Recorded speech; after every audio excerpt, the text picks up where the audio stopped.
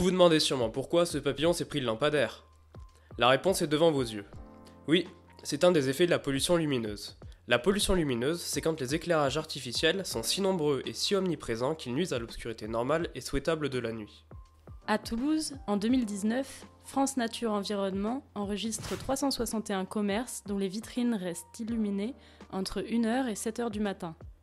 D'autres chiffres sont alarmants. Il y a par exemple 2 fois plus d'éclairage public aujourd'hui qu'il y a 20 ans. En 2019, un astrophysicien toulousain constate qu'à cause du halo lumineux recouvrant Toulouse, on ne peut y voir qu'une quinzaine d'étoiles la nuit, alors que l'œil humain pourrait techniquement en voir jusqu'à 2000. Or, 2 espèces d'oiseaux migrateurs sur 3 voyagent la nuit en se repérant avec les étoiles.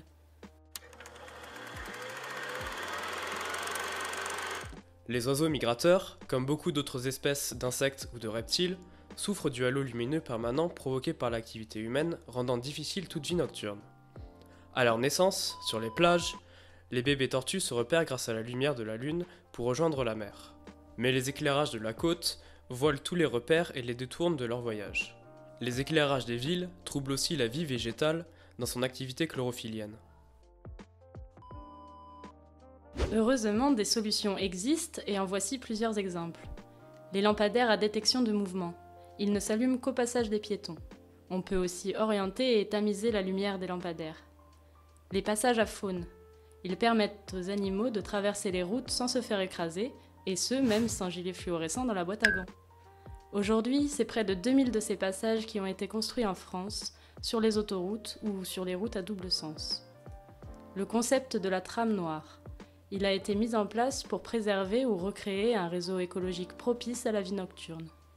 Comme la pollution lumineuse est étudiée depuis des dizaines d'années, c'est un phénomène que l'on peut cartographier. Voici une carte de cette pollution en Occitanie par la cartographe Gaëlle Sutton. À Toulouse, un projet de recherche a été mené pour évaluer la connectivité écologique nocturne à l'échelle de la métropole et pour identifier des pistes d'amélioration de cette connectivité en réduisant l'éclairage. On voit sur cette carte tous les lampadaires publics du centre-ville toulousain. En complément, une étude sociologique de la perception de la trame noire a été menée auprès des habitants et montre qu'a priori, cette dernière est socialement acceptable. La grande majorité des personnes interrogées s'accordent sur les effets néfastes de l'absence de nuit pour la faune nocturne. Globalement, les citadins se disent prêts à renoncer au confort de l'éclairage public pour protéger ces espèces des impacts de la lumière artificielle.